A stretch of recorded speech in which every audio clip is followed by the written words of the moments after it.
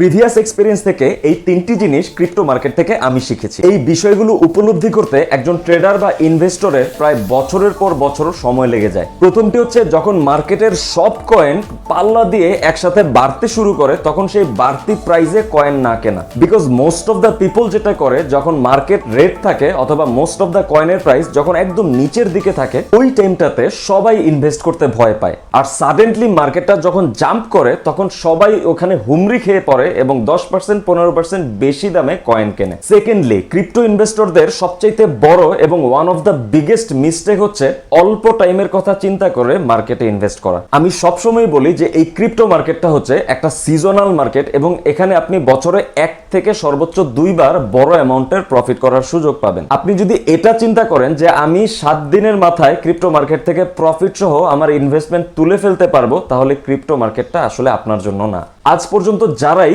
Short টার্মের জন্য মার্কেটে ইনভেস্ট করেছে তারাই মূলত ধরা খেয়েছে। আপনাকে কমসে কম 6 মাস থেকে 1 বছরের একটা টার্গেট নিয়েই এই ক্রিপ্টো মার্কেটে আসা উচিত। এন্ড থার্ডলি হচ্ছে আন্দাজে লো ক্যাপ কয়েনে ইনভেস্ট করে 50x 100x রিটার্নের স্বপ্ন দেখা বন্ধ করতে হবে। দেখুন, 2021 সালের আগে ক্রিপ্টো মার্কেটে একটা সময় ছিল যখন মোস্ট অফ দ্য কয়েনই 10x 20x 50x রিটার্ন দিত, কিন্তু আনফরচুনেটলি এখন আর ক্রিপ্টো মার্কেটটা পূর্বের মতো অবস্থানে নেই। সুতরাং আপনাদেরকে এই ধরনের আনএক্সপেক্টেড 10x 20x 100x এর মতো প্রফিটের আশা করা বন্ধ করতে হবে। নইলে অল্ট সিজন থেকে আপনারা প্রফিট করবেন ঠিকই, কিন্তু অতিরিক্ত এক্সপেকটেশনের জন্য আপনারা কিন্তু মার্কেট থেকে আর বেরোতে পারবেন না। আর এই ভিডিওটি ভালো লাগলে চ্যানেলটিকে সাবস্ক্রাইব করুন।